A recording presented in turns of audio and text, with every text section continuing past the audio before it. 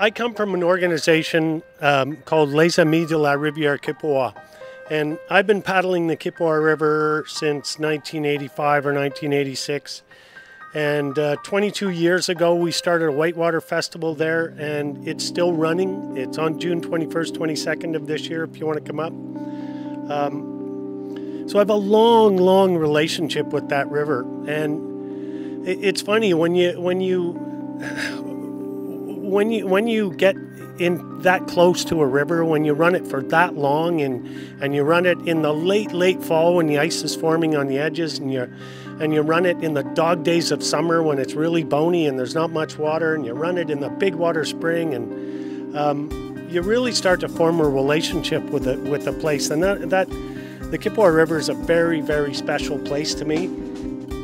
In 1998, Hydro-Quebec announced that they were going to divert the entire 16-kilometer section of that river, close it off, and divert it to another outflow from Lake Kipawa, 20 kilometers downstream, to generate power. It's like,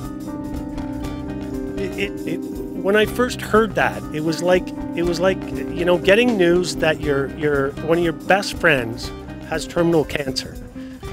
It was a very difficult moment, and all of us and I'm not the only person who has real strong connections to that river, but all of us sort of looked around and said, well, what do we do, you know? And we were a ragtag group of paddlers who had a relationship with the river, and we realized fairly quickly that we had to shift from that to being advocates for that river. We had to communicate our experience with that river. We had to speak for that river because nobody else was speaking for the river. I don't go and paddle the Kipawa because it goes through an industrial park. I go there because it's a natural place and it's beautiful, and I go there to have a relationship with that natural environment. And it's not just the water, it's not just the rapids. So that's a really important point, that this is an environmental issue.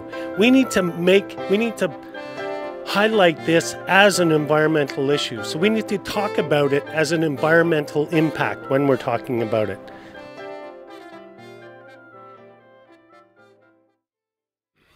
So where to from here? You know, and on the little circle of folks who are talking about this, what we're trying to do tonight, one of the things that was said over and over again is, whoever shows up here, we don't want those folks to leave thinking, you know what, I just did something great for rivers because I went to Parliament Hill and went to that meeting and went to listen to those wonderful folks, and I can go home happy tonight because I did that. We need you to do more than that. We need you to do more than come here.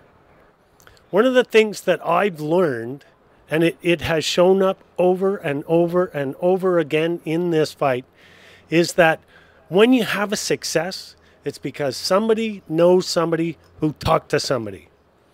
The networks that have been at play to get us here today are incredible. They're phenomenal in their depth and their breadth and how far we've reached.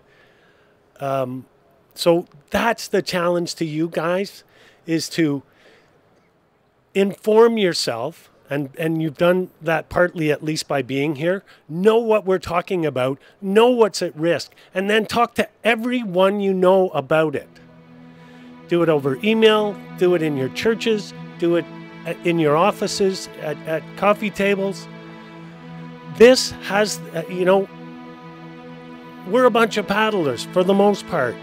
This is much bigger than us. You know, it's much bigger than just the fact that we want to paddle 10 years from now, or even that we want our kids to paddle. This affects people who own cottages. It affects, as someone said, hunters and fishers, anybody who uses waterways to interact with our natural environment and our that distinct Canadian thing that is our capital, our natural capital.